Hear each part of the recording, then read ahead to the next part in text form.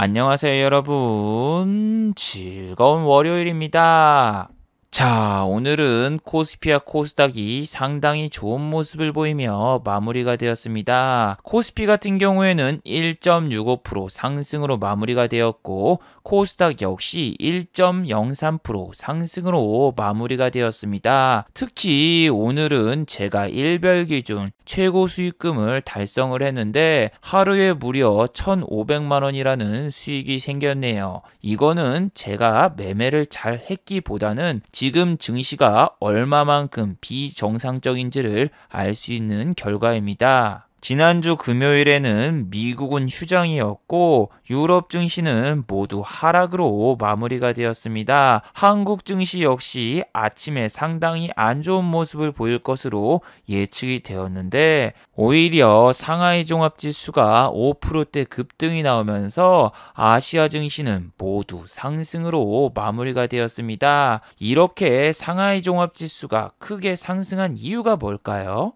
네, 바로 주말에 발표되었던 중화권의 경제지표 호조 소식이었죠. 그 덕분에 S&P 500과 나스닥 야간 선물 역시 중화권의 경제지표 덕분에 장중에 S&P 500과 나스닥 야간 선물이 1%대 급등을 하면서 지금 전 세계 증시가 모두 다 상승을 하고 있습니다. 자, 그리고 내일은 한국의 삼성전자의 2분기 실적이 발표가 되는데 오늘은 삼성전자의 외국인과 기관의 동반 양매수가 들어왔습니다. 자, 그 뜻은 내일 삼성전자가 또 한 번 상승이 나오면서 한국 증시 또 상승으로 마무리가 될까요? 그리고 저는 과연 오늘 어떤 종목을 매매해서 저렇게 큰 수익이 났을까요? 오늘 이 시간에 한번 알아보도록 하죠.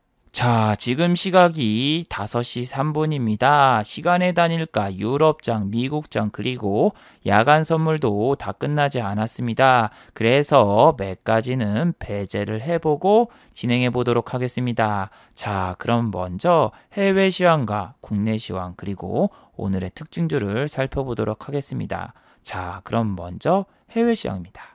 자, 먼저 해외 시황입니다. 오늘은 월요일이라서 다우와 나스닥이 아직 개장을 안 했습니다. 그래서 아시아 증시를 먼저 살펴보시면은 아시아 증시 오늘 정말 대박이었습니다. 상하이 종합지수가 5.71% 상승을 했고 니케이 같은 경우에도 1.83%나 상승을 했습니다. 그리고 지금 S&P 500과 나스닥 야간 선물을 보셔도 1% 이상 이렇게 상승을 했는데 지금 왜 이렇게 세계 증시가 급등을 하고 있는 걸까요? 네, 바로 중국의 반도체 기업이 급등을 하면서 중국 상하이 종합지수가 장중 5%대 폭등을 하였습니다. 자, 중국의 경제 지표가 호전이 되었다. 이 소식에 중국 증시가 5%대 상승을 하였고 시총이 큰 SMIC가 상승을 하면서 전 세계 증시의 상승을 이끌어냈습니다. 지난주였죠. 미국의 고용지표도 호조세를 보이면서 또 경제 재개 기대감에 코스피와 코스닥 그리고 전 세계 증시가 오늘 크게 상승을 했습니다. 자, 그리고 수급을 보시면은 오늘도 기관이 매수를 했는데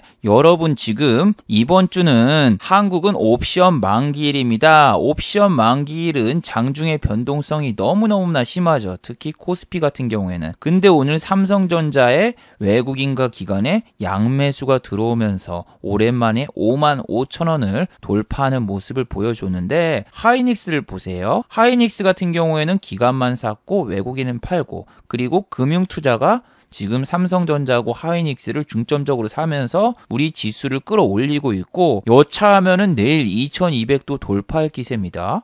자, 하지만 내일은 무슨 날입니까? 바로 삼성전자의 2분기 실적 발표가 있는 날입니다. 자, 2분기 실적 발표 때문에 지금 금융투자가 연일 매수를 한 거일 수 있습니다. 딱 보시면은 다른 기관보다 금융투자가 눈에 띄게 매수를 연일 한 걸 볼 수 있죠. 지난주부터서 하루도 빠짐없이 계속 매수가 들어왔는데 과연 이 금융투자가 내일 삼성전자가 2분기 실적이 양호하다 소식이 나오면은 여기에서 샀던 물량을 다 던질까? 아니면 추가적으로 더 매수를 하거나 아니면은 오히려 외국인과 기관의 손바뀜이 일어나나 내일 무조건 체크를 해보셔야 됩니다. 있습니다. 삼성전자가 일단 아침부터 급등으로 시작을 하면 우리 지수가 2200이 넘을 수가 있고 또 개인분들이 흥분하면서 시장에 뛰어들 수 있죠. 오늘 같은 경우에는 개인 투자자분들이 지수가 상승한 것도 있지만 지금 현재 전 세계적으로 코다리19 바이러스 확진자가 급증을 하면서 약간 투자 심리가 위축이 된 모습이 보이고 있습니다.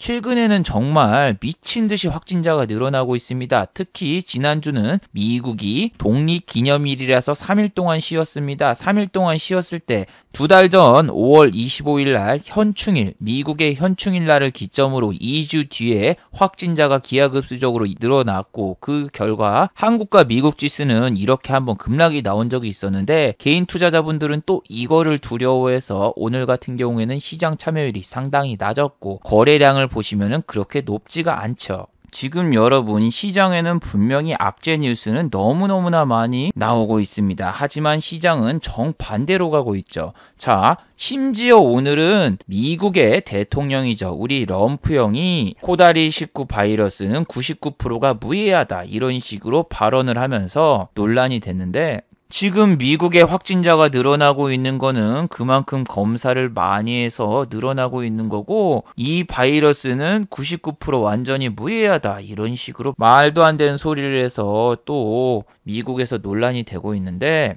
우리 럼프 형이 속해 있는 당이죠. 공화당에서도 저 발언은 상당히 말이 안 된다라고 하면서 당원들한테도 상당히 질책받고 있는 상황입니다.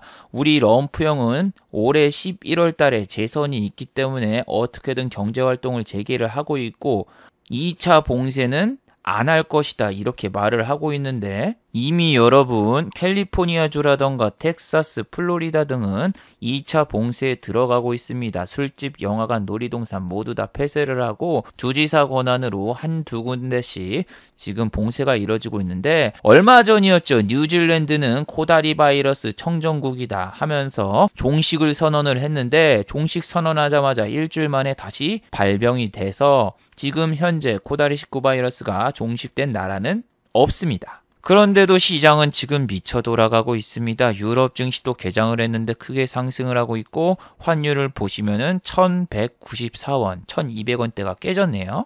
그리고 유가는 보시면 40불대. 와, 누가 보면은 지금 코다리 바이러스가 전부 다 없어져서 경제활동이 재개가 되었고 이번에 한국과 미국의 전 세계 GDP가 다 플러스로 나올 것 같은 그런 모습이 보입니다. 자, 지난주 영상에서도 말씀드렸죠. 삼성전자 2분기 실적 발표 임박. 다음 주 한국 증시는 이 영상에서 한국의 경제 성장률 발표가 7월 23일 날 있다. 그래서 이날은 매우 주의를 하고 다음 주는 이제 미국의 옵션 만기가 있는데 지금 미국의 독립기념일이 이쯤이었으니까 만약에 확진자가 늘어나면은 이 시기부터 늘어날 수 있으니까 이 시기는 정말 주의를 하자. 지난주 영상에서 말을 했죠. 그래서 한국의 경제 성장률도 중요하지만 중화권의 경제 성장률 그리고 미국의 경제 성장률도 같이 비슷한 시기에 발표가 되는데 과연 이 중화권이라던가 미국은 경제 성장률이 얼마나 나올까요? 자, 한국 같은 경우에는 경제 성장률을 기존 마이너스 1.2에서 마이너스 2.1로 낮췄는데 한국뿐만이 아니라 모든 나라가 지금 경제 성장률 예상치가 하향이 된 상황이죠. 그래서 한국은 이번 7월 달에 발표되는 2분기 경제 성장률은 마이너스 2.1, 그리고 중화권 같은 경우에는 플러스 1%, 그리고 미국은 마이너스 8%를 기록하는데 이 예상치보다 더 안 나올 경우에는 증시의 하락이 나올 수 있겠죠. 저는 개인적으로 7월 세 번째 주죠. 미국의 옵션 만기가 살짝 좀 두렵기도 합니다. 오늘 같은 경우에는 코스피 코스닥이 상당히 선방을 하면서 좋은 모습을 보여주었지만 외국인은 오늘 또 코스피를 매도를 했고 환율은 또 중화권 훈풍으로 이렇게 내리고 있지만 환율 같은 경우에는 악재 뉴스나 확진자 폭증 뉴스 한번 나오면은 30원, 40원이 하루 만에 오르는 거기 때문에 저는 방심하거나 긴장의 끈을 놓지 않습니다. 물론 오늘 같은 경우에는 제가 좀 특별하게 큰 금액으로 큰 수익을 한번 내긴 했지만 저도 이렇게 하고 싶어서 한 게 아니라 이렇게 된 거는 참 가슴 아픈 사연이 있는데 그거는 영상 후반부에 알려드리도록 할게요. 오늘 한국 증시 지수적으로 한번 살펴보시면은 자, 먼저 코스피 아침부터서 갭 상승으로 시작을 했습니다. 보시면은 아침에 플러스 0.30%로 시작해서 마이너스로 전환한 적이 한 번도 없었어요. 지난주는 유럽 증시가 이렇게 모두 하락을 했었는데 아침부터서 미국의 S&P 그리고 나스닥 야간 선물이 수상하더군요. 왜냐하면은 마이너스로 시작해도 전혀 이상할 것 같지 않은 S&P 500과 나스닥 야간 선물이 상승세를 보이고 있었단 말이에요. 자, 그런데 보시면은 이번 주말에 중화권에서는 경제지표를 발표를 했단 말이에요. 그래서 원래대로라면은 미국의 확진자가 급증을 하고 유럽 증시가 내렸기 때문에 한국 증시가 개파락으로 시작해야 되지만 그런 모든 악재를 덮고 중화권의 경제지표 하나 때문에 오늘 아침부터서 우리 지수가 아주 크게 상승을 했죠. 그리고 저도 아침부터서 우리 코스피 지수가 전혀 밀리지 않는 걸 보고 제 영혼까지 끌어모아서 필살 베팅을 한번 때렸는데 지수가 끝까지 이렇게 종가 고가까지 가서 다행이지 이런 데서 한 번이라도 제가 꼬그라졌으면은 오늘 큰 수익을 못 거뒀는데 저도 오늘 좀 지수발로 좀 수익이 났는데 지수가 이렇게 좋으면은 여러분이 종가까지 한 종목을 끝까지 끌고 갈 수 있지만 만약에 S&P 500과 나스닥 야간 선물이 내리고 있고 아침에 우리 지수가 오르고 있다. 그러면은 장 초반에 잠깐 올렸다가 뺄 가능성이 높아요. 실제로도 보시면은 지난주 어땠어요? 잠깐 올리고 이렇게 딱 뺐고 오늘 같은 경우에도 보시면은 7월 6일 날 5분 동안 15분 그러니까 9시 15분까지 잠깐 올렸다가 이때 척 빠지길래 이거 어쩌지 하면서 좀 고민을 했지만 오늘 같은 경우에는 잠깐 빼다가 다시 올라가서 괜찮았어요. 저도 한 2부근에 들어갔거든요. 지수가 좀 더 밀릴 거라고 생각을 해도 오늘 한번 좀 승부를 봐야 되기 때문에 승부를 봤는데 그 뒤로 계속 올라서 정말 다행했어요. 그리고 반면에 코스닥은 좀 다른 모습을 보여줬죠. 장 초반부터서 꼬꾸라 내리는데 시총 상위주인 셀트리온과 셀트리온 헬스케어 그 다음에 제약바이오 섹터가 오늘 별로 그렇게 좋지가 않았죠. 보시면 셀트리온, HLB, 셀트리온 제약 시총 1, 2, 3위가 다 내렸어요. 오히려 알테오젠이 오르고 시젠, 진단키트 관련주 시젠은 내렸는데 얘는 우리 지수가 빠져야지 오르는 종목입니다. 빠져야지. 그래서 지난주 이렇게 급등을 하고 마무리가 됐어도 별로 좋게 보지 않았던 게 뭐냐면은 가려면은 지난주 여기 정고점을 돌파해서 어느 정도 물량 소화를 하거나 아니면 상한가까지 말아줬으면은 얘가 이제 지난 고점 돌파 기대감에 아침부터 갭이 뻥 하고 떴을 텐데 오늘 같은 경우에 보세요. 시가가 빵프로였고 시작하자마자 빠졌습니다. 시작하자마자 빠지고 시작을 하거든요. 쭉 빠졌다가 이렇게 해서 올라가는 척하고 그 다음에 쭉 빠지는데 이게 양봉 종배라고 하죠. 이렇게 양봉으로 나왔을 때 종배를 하면은 옛날에 이렇게 갭이 뜨면서 올라갔거든요. 근데 지금은 양봉으로 올라간 종목을 종가 베팅을 하면 안 올라가요. 보세요. 웹젠이라던가 이런 애들도 양봉으로 마무리되고 윗골이 이렇게 나오면은 종가 베팅하면 안 올라가요. 이렇게 뚫고. SMCNC나 이런 애들도 보세요. 시작하자마자 장 초반에는 잠깐 상승했다가 마이너스 3.55까지 내렸다가 다시 쫙 올라가고 그랬는데 이렇게 양봉 종배를 하면은 빠지고 그 다음에 위로 착 올라가는 게 원래는 옛날에 많이 나왔는데 지금은 그렇게 많이 안 나와요. 그러면은 차라리 아침에 빠졌을 때 들어가는 방법이 있는데 이건 지수가 빠지지 않는다는 조건하에 들어가야 되는 거라서 상당히 리스크가 큽니다. 옛날 같은 경우에는 빠져도 시가부터 갭이 빵 뜨면서 이렇게 올라가면서 딱 빠졌는데 지금 트렌드는 아니에요. 이렇게 윗꼬리가 나오면 그 다음날 그냥 빠지거나 아니면은 살짝 올라가고 끝나는데 오늘 지수가 좋아서 올라갔지 지수가 안 좋았으면 못 올라갔습니다. 아침에 딱 보시면은 장 시작한 지 5분 만에 코스닥은 꼬그라지고 개인만 사고 코스피도 개인이 이렇게 매수 주체가 가장 많은데 한 10시쯤 넘어가니까 어떻게 돼요? 개인이 사다가 기관이 갑자기 개인의 물량을 다 빨아먹습니다. 특히 삼성전자에 물리신 분들이 많았는데 삼성전자의 물량을 기관, 특히 금융투자가 가져가면서 개인의 물량 다 잡아먹죠. 그리고 코스닥 같은 경우엔 개인만 이렇게 사는데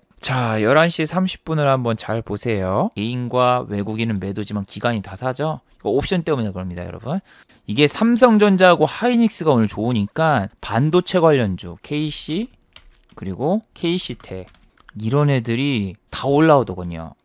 유니테스트, ESNS, 그리고 AD 테크놀로지. 모든 반도체주들이 다 올라가지고 오늘 반도체주를 공략하신 분도 쏠쏠하게 수익을 올리신 분들이 있을 겁니다. 왜냐면 시초가에서 밀리지 않았잖아요. 특히 AD 테크놀로지 이런 애들은. 얘가 11시 30분 때도 먹을 자리를 한번 줬고 그 다음에 또 2시 때도 한번 먹을 자리를 줬거든요. 그래서 이런 종목을 뭐 공략하신 분은 소소하게 뭐 2% 3% 수익을 내신 분도 있을 겁니다. 오늘 저도 이런 종목을 공략했냐고요? 아니, 저는 공략을 안 했습니다. 왜냐하면 지난 영상에서 저 같은 경우에는 반도체주를 실적 발표 이후에 보자라고 지난주 금요일과 지난주 토요일날 이야기를 했죠. 오늘 만약에 종가 고가로 안 가고 쓱 빠졌어. 이런 애들이 이런 데서 빠졌어요. 근데 내일 삼성전자 실적이 발표되니까 더 빠져버리면은 어디까지 빠질지를 모르기 때문에 안 들어갔습니다. 물론 노릴 수 있는 타이밍은 있지만 안 했어요. 지금 반도체는 몇 달째 계속 내리고 있죠.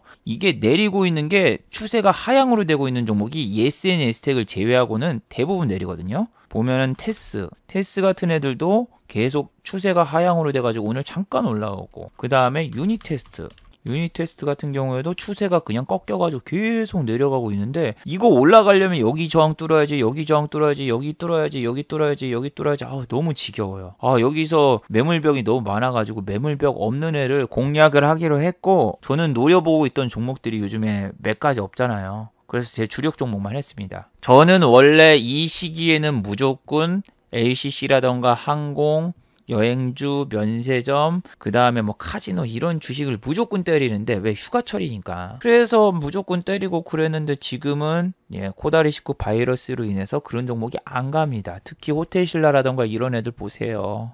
와, 오늘도 내렸어. 이게 오늘 진짜 소외받는 종목이 무조건 레저, 스포츠, 여행 그쪽입니다. 보세요. 코스피 코스닥 상승 종목인데 상승 종목이 573인데 하락 종목이 267 종목. 어떤 섹터가 안 갔을까? 말씀드린 대로 호텔신라, 신세계, 인터내셔널, 면세점이나 이런 애들은 SM에서도 재입찰을 안 하겠대요. 자, 보시면은 이 SM 같은 경우에는 인천공항에 면세점을 하나 보유하고 있었습니다. 사업장 철수를 결정했다라고 이번에 뉴스가 나왔는데, 그 여파로 오늘 신세계, 호텔신라라던가 다른 면세점 주식들은 다 내렸죠. 아니면 보합으로 마무리가 되거나. 그리고 뭐 두산중공업을 가지고 있는 두산도 면세점 사업에서 철수를 하고, 영위는 없지만 철수를 해서 지금 이렇게 면세점주가 약세를 보였는데, 항공주도 마찬가지죠. 제주항공, 이스타항공을 인수 안 한다. 그런 좋은 호재 뉴스가 나왔는데도 안 가고, 티웨이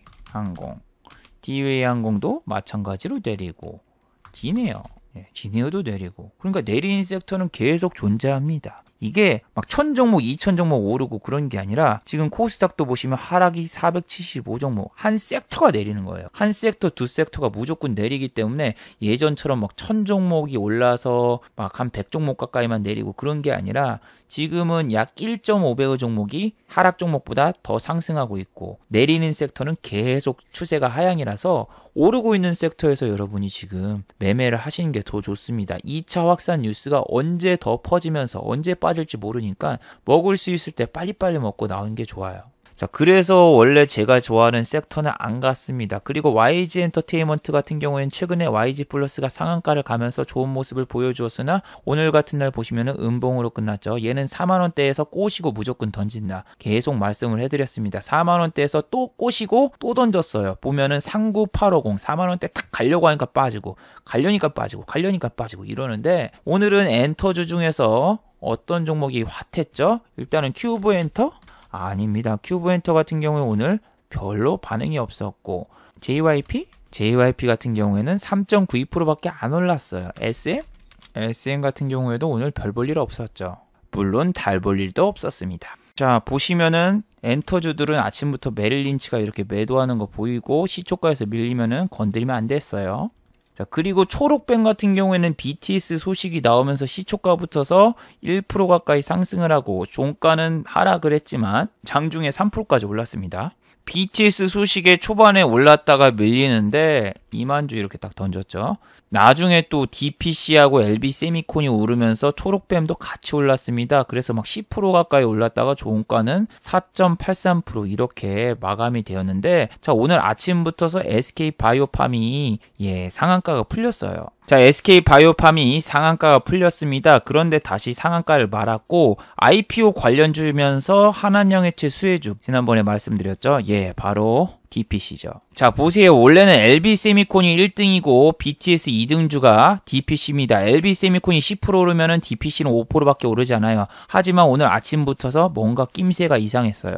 보세요. DPC가 더 많이 오르고 있죠. 그리고 12,000원대 물량이 적어요. 어머, 지난번에 여기 10만 주가 이거 쌓여 있으면은 그날 안 간다면서요. 자, 10만 주가 언제 쌓였냐도 중요하지만 아침부터서 체결광도가 161에다가 뭔가 심상치 않은 기운이 느껴지고 있습니다. 왜 그러냐? 보시면은 9시 반에 외국인이 매수로 잡혔기 때문이죠. 그래서 아침에는 외국인이 팔지 않고 개인 투자자분들이 그동안 통곡의 벽으로 여겨졌던 DPC가 12,000원대 오자 이게 또 밀릴 거라 생각하고 던지는 거였습니다. 자, 개인 투자자분들 여기서 한번 물렸었지, 여기서 한번 물렸었지, 여기서 한번 물렸었지 질려버렸어요. 여기 통곡의 벽이 돌파가 되면은 이 위에로는 매물벽이 없습니다. 연으로 볼까요? 한 번도 없고 52주 신고가가 딱 되는데 52주 신고가를 찍으면은 이런데 뉴스에 52주 신고가 빵빵빵빵 뜨고 사람들이 다 일로 모일 것 같아서 저는 DPC를 시초가에 그냥 때렸습니다. 아주 길게 가져갔습니다. 12,000원 돌파하기 전에 사가지고 끝까지 끌고 갔어요.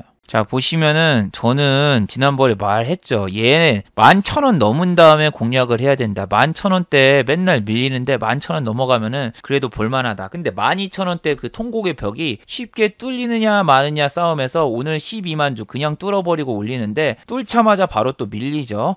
근데 저는 진짜 고민 많이 했어. 지난번 최고점이 12,750원이었거든요. 근데 이거 12,750원만 뚫으면은 그냥 하이패스 고속도로라서 이거 오늘 한 10% 20% 오르는 거 아니야? 왜? 거래량이 어마어마했거든요. 거래량이 지금 보는 게 아니라 자, 이게 9시 5분 때 거래량입니다. 거래량 보세요. 무슨 5분 만에 전날 거래량의 반 이상을 차지하고 있고 12,000원은 돌파할까 말까 하는 이런 아리까리한 모습을 보여주고 있는데 여기서 이것만 딱 돌파하면 그 다음에 이거 그냥 먹고 위로 올라가는 거라서 인내심이 좀 필요한 순간이었죠. 저 같은 경우에는 보통 큰 돈으로 하면 한 1% 2% 먹고 왔다 갔다 재공략하면서 한 300에서 400 정도 버는데 이놈은 진짜 오늘 대여다. 이게 뉴스 한 반이면 간다. 왜냐면은 SK바이오팜이 또 상한가를 말았고 SK바이오팜을 이을 IPO 수혜주는 DPC가 있죠. 방탄소년단 관련주 빅히트가 상장을 하는데 최대 수혜주는 빅히트의 지분을 갖고 있는 DPC. 이거는 누구나 다 아는 사실인데 중요한 거는 지금 7월 말 안에 IPO 심사 결과가 나온다는 얘기죠. 그래서 그 심사 결과 뉴스가 혹시라도 오늘 뜨지 않을까? 아니 그게 안 뜨더라도 기존의 52주 신고가를 가면 사람들이 그 뉴스를 보고 따라오는 게 아닌가? 이런 생각을 되게 많이 했습니다.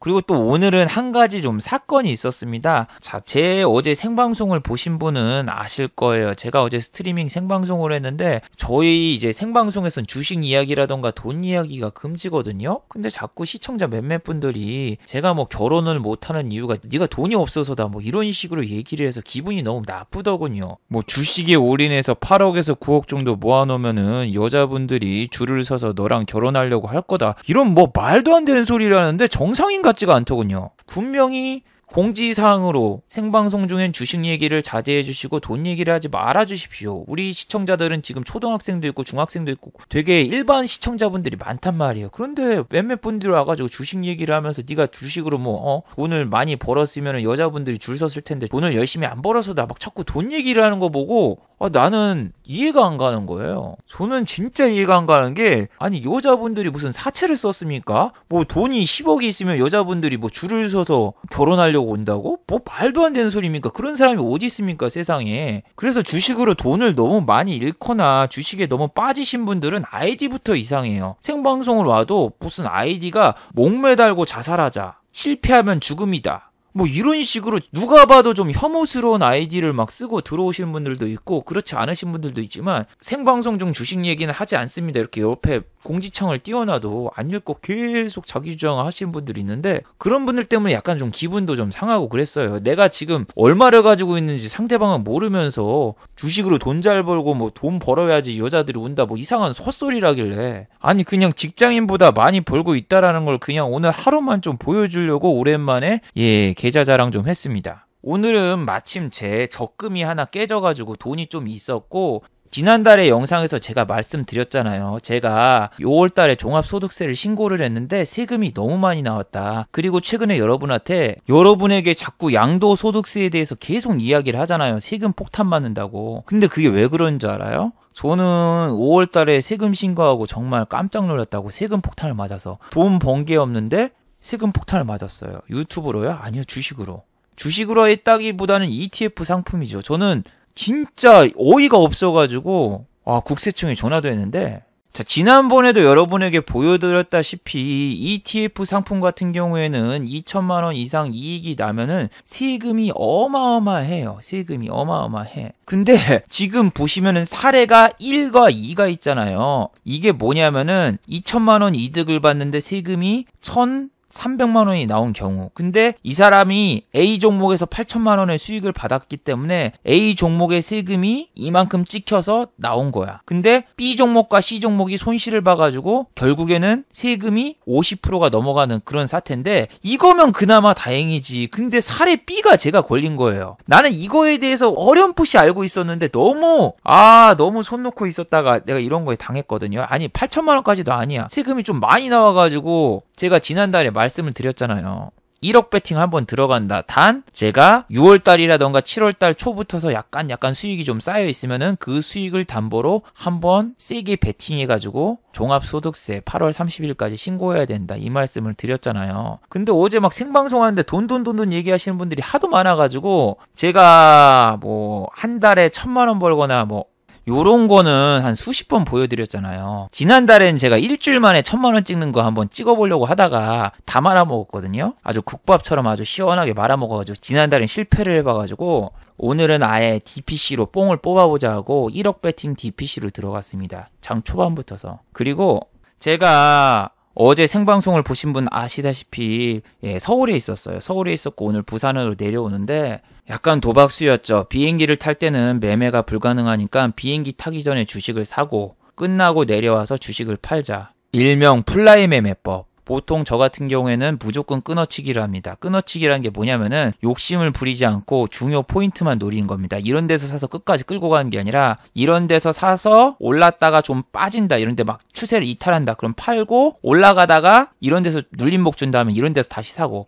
팔고 사골 매매로 해가지고 여기에 수익을 가둬도 이쪽에서 2% 이쪽에서 2%에서 한 4% 먹지 여기 8% 오른 거 중에서 반밖에 못 먹어. 근데 오늘 같은 경우에는 전날 좀 열받는 것도 있고 오늘 한번 하루에 1,000만 원 찍는 거 한번 보여주자 하고 그냥 에라 모르겠다 하고 시초가에 사가지고 비행기 타고 서울로 갔습니다. 서울로 가는 시간이 약 1시간 정도 걸렸는데 1시간 동안 진짜 심장이 쫄깃쫄깃하고 제 수명이 줄어드는 줄 알았습니다. 새로 구독하신 구독자분들은 모르시겠지만 제 유튜브 채널이 왜 주식과 해외여행이냐면은 주말에는 제가 한국에서 안 보내고 해외로 나가요. 제가 무조건 주말에는 주식 생각하기 싫어가지고 해외에서 나가서 아주 편하게 쉬다 오는데 지금 코다리19 바이러스 때문에 그러질 못하고 있죠. 비행기 타서 웬만해서는 멀미를 안 하는데 자꾸 주식 생각이 나서 토를 한 2번인가 3번 했습니다. 그리고 너무 머리가 아파가지고 편두통도 일어나고 왜냐? 내가 1억을 베팅했는데 12,000원대에 밀려가지고 갑자기 10,000원대까지 떡락을 한다. 그럼 정말 최악이란 말이야. 근데 내가 아침에 12,000원을 이렇게 돌파를 했을 때 확신을 했단 말이에요. 여기서 누가 사업 땡겨가고 여기서 들어가는 거 보고 야 이거 13,000원 무조건 돌파한다. 13,000원 돌파하고 오늘 한 못해도 15% 이상은 오르겠구나. 그러면 지금 던지면 좀 아슬아슬한데 던질까 말까 막 고민을 했어. 그리고 아니나 다를까 이런 데서 딱 갔다가 바로 밀리는 거 보고 어떡하지 아이씨 비행기 타고 내려와서 얘가 여기까지 꼬셔놓고 또 다시 밑으로 빠져버리면은 이게 마이너스 10%를 맞으면은 1억이면은 마이너스 1,000만 원이잖아요. 괜히 하루에 1,000만 원 버는 거 보여주려다가 마이너스 1,000만 원 찍어가지고 나 멘탈 나가가지고 유튜브 접는 거 하니까 이런 생각을 했는데 운이 좋았죠. 오늘 지수도 최고까지 올라가고 DPC도 아주 원만하게 올라갔습니다. 그리고 저 같은 경우에는 VI 걸리기 전에 던졌습니다. DPC 같은 경우에는 VI 근처에서 꼬시고 던진다 몇 번이나 말했죠. 저는 이쪽에서 추세 이탈하길래 여기서 바로 던졌거든요. 여기서 VI 딱 찍으려고 하다가 이쪽에서 딱 빠지는 순간인데 던졌습니다. 그리고 이때는 공항에서 헐레벌떡 나와가지고 막 그냥 노트북 켜고 하는데 정신이 하나도 없더군요. 와, 토를 2번 하고 설사를 2번 하고 주식 때문에 정말 오늘 수명이 줄어드는 줄 알았습니다. 그보다 제가 오늘 체온만 조금만 높았으면은 저 격리당해가지고 코다리 씻고 환자로 잘못 지정될 뻔했어요. 예전에도 해외여행 가다가 한미약품 사태가 터져가지고 제가 배에 있다가 주식으로 큰 돈을 날린 적이 있어가지고 이번에도 그 트라우마가 약간 남아있는 상황이라서 또 똑같은 일 당하면 안 되는데 다행히 오늘 이렇게 아침에 비행기 출발하기 전에 샀다가 비행기 출발하고 나오니까 이 정도까지 올라와 있길래 여기서 던졌습니다. 여기서 던졌고 자 보세요.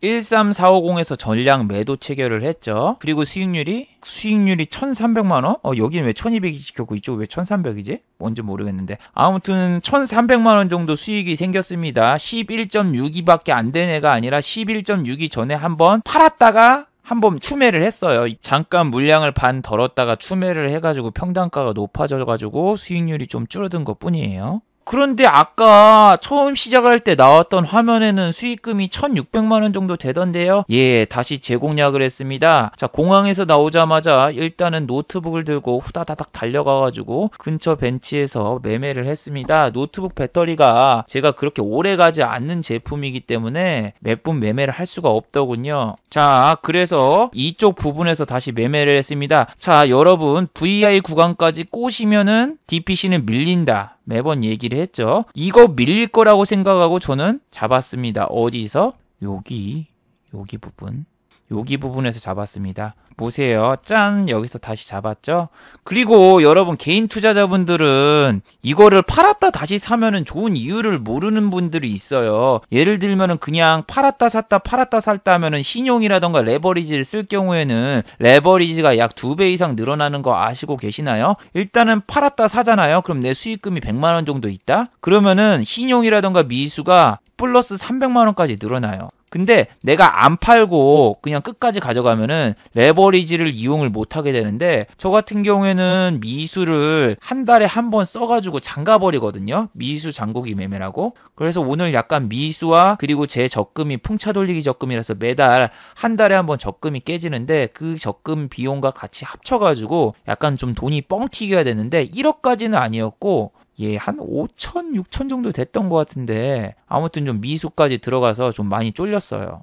그래서 여기까지 다시 올라왔습니다. 저는 VI 걸린 거 보자마자 바로 이 위에다 걸고 팔고 나와버렸습니다. 짠! 매도 체결 완료! 그리고 종가를 기준으로 보시면은 어떻습니까? DPC는 제가 판 가격보다 더 내려왔죠. 장중에 제가 판 가격보다 위로 올라갔지만은 여러분이 이거 보신 분 있나요? 일단 수익금이 다시 여기 이렇게 찍혔고 화면이 안 나왔는데 여기 상한가에 100억이 넘게 걸려 있습니다. 100억이 넘게 걸려 있는데 체결 강도가 아까 200에서 138까지 줄었습니다. 이거 정도 되면은 못 가요. 상한가 못 잔 거예요. 제가 DPC를 지금 수백 번 매매를 했는데 그걸 모를 리가 없거든요. 상한가가 갈 수 있는 날은 지난번 뭐 3월 달처럼 떡락이 나와가지고 호가가 얇을 때 나갈 수 있지. 얘 지금 막 호가에 보시면 10억, 20억씩 걸려 있는데 못 뚫습니다. 절대 못 뚫어요. 그래서 거기까지 하는 게 여기까지 하는 게 맞아요. 솔직히 저는 노트북 배터리가 다 돼가지고 못했고 토하고 그 다음에 막 설사하고 그래서 건강이 좀 안 좋아가지고 그 주차장에 차에 가가지고 좀 누워서 잠을 잤어요. 너무 메스꺼렸고 울렁거리고 그래서 몸이 못 버텨주더군요. 또 이렇게 생각하시는 분도 있을 거예요. 공항 가보면은 플러그 꼽는 데 있는데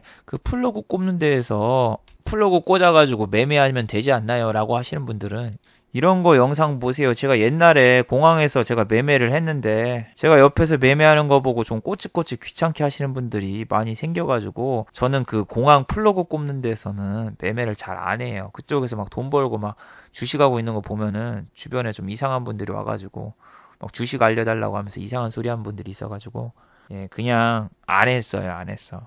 자, 그리고 DPC 매매를 끝나고 나왔는데 지금 DPC는 시간외에서 약간 밀렸습니다. 왜 밀렸을까요? 14,000원도 돌파했고 신고가인데 사람들의 기대감을 한가득 받고 있을 텐데 시간외에서 상은 못 말고 왜 하락을 했을까요? 그거는 DPC의 특징을 잘 아시는 분들이 많기 때문이죠. 얘 같은 경우에는 12,000원이라던가 11,000원을 넘기면은 그 다음날 정말 거짓말처럼 외국인과 기관이 던져버립니다. 지난번에도 여기 보시면은 12,000원을 찍잖아요. 여기 막 12,600원 찍었죠. 그 다음날 그냥 시작하자마자 빼버렸죠. 여기서도 잠깐 올렸다가 빼버렸죠. 여기서도 올리고 빼버렸죠. 이렇게 시달린 게 많으니까 개인 투자자분들이 버티질 못하고 시간에서 던져버립니다. 그리고 외국인과 기관의 수급이 오늘 엄청나게 많이 들어왔나? 아니요. 얘는 장중에 다 팔았어요. 아주 야갔습니다. 보시면은 2만 주를 샀다가 10만 주 팔았다가 또 팔았다가 다시 사고 팔았다가 팔고 이렇게 된 거예요. 그러니까 여기에 매수가 잡힌 게 장중에 이만큼 샀다가 판 거라서 투심이 그렇게 좋은 게 아닙니다. 그리고 오늘 이렇게 올랐으면 내일은 조정을 주지 않을까 이런 생각에 시간에서 좀 안 좋았고 여러분 진짜 그리고 돈에 너무 집착하고 살면은 주변의 친구든 뭐든 아무도 본인한테 안 붙습니다. 물론 지금 뭐 손실이 너무 커가지고 돈밖에 안 보이시는 분도 있겠지만 뭐 저도 그랬어요. 나도 공기업 다니다가 이거 퇴직금 이틀 만에 다 날려먹었어요. 유료 강의 잘못 들어가지고. 그리고 2년 동안 막 방황하고 살도 막 20kg 정도 찌고 막 정상적인 생활을 거의 못하고 있었다가 살아났는데 그러다 보면은 여러분 주변에 친구들 다 떨어져 나가고 인간 취급을 못 당합니다. 일단은 좀 뚱뚱하고 그러면은 여자분들도 아, 이 사람 자기관리 부실이구나, 자기관리 부족하면서 싫어하시는 분도 많고 그리고 친구 앞에서 막 돈 자랑 그런 거 하면 안 돼요. 이 주식 관련 카페 같은 데 가보면은 전업 투자 시작한 지 얼마 안 됐는데 주변 사람들이 야, 너 그냥 제대로 된 일이나 해라 이러니까 그분이 써놓은 글 보니까 언젠가 월천 찍어가지고 사람들한테 큰 소리 치겠다 막 이런 글을 써놓은 거 봤는데 그 사람들한테 월천 찍은 거 보여준다고 해봤자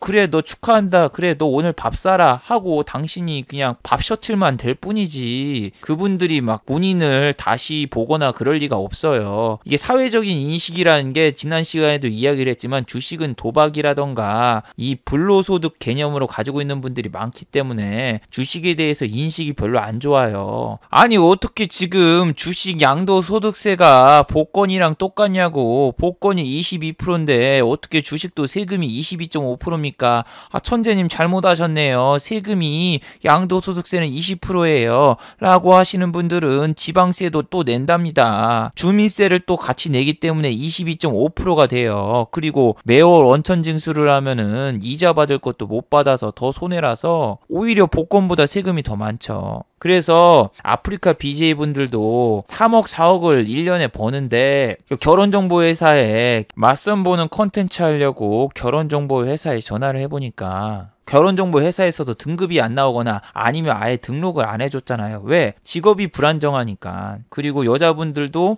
매칭이 잘 안 되고 그런 것처럼 전업 투자자분들도 돈 아무리 번다고 해도 결혼정보 회사에서 인정을 안 해줘요. 왜? 일단 우리는 소득 증명을 할 게 없어요. HTS 계좌가 보여주고 이거 하는 게 아니라 건강보험료 납부라던가 소득세 신고 납부 그런 걸로 보여줘야 되는데 우린 그런 게 없단 말이에요. ETF 상품을 하지 않는 이상은. 그래서 막 여러분이 지금 막 결혼을 못하고 여자친구가 없으면 아, 내가 돈이 없어서 지금 여자분들한테 인기가 없겠구나. 그게 아니라 좀 꾸미고 그 다음에 뭐 살도 빼고 자기 관리 좀 열심히 해보세요. 그런 다음에 뭘 해야지. 뭐 돈을 몇 억을 모으면 여자분들이 달라붙을 거다. 그런 사고방식 가지면은 주변의 친구들도 다 떨어져 나가고 여자분들도 안 붙습니다. 좀 정상적인 사고방식에서 정상인 범위에서 놀아야지 막 사고방식이 돈 아니면 주식에 얽매여 있으면은 주변 친구들이 다 본인 손절밖에 안 합니다.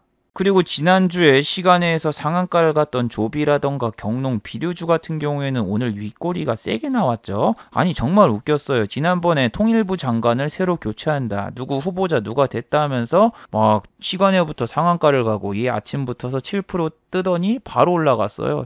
상한가가 간 줄 알았는데 바로 쭉 빠지면서 내려오는데 아니 빅텍도 움직여 오늘. 이게 방산주는 원래 뭐 북한에서 미사일을 쏜다거나 아니면은 악재, 아니면 지난번처럼 뭐 개성공단에 있는 연락사무소를 박살낸다거나 뭐 이런 경우에는 오르는데, 오늘은 방산주도 오르고 사료주도 같이 오르더군요. 남북경협주는 이 스티븐 비건 씨가 또 방한을 한다고 해가지고 좀 움직인 것도 있지만, 이게 테마가 그렇게 많이 못 가더군요. 안 한 티?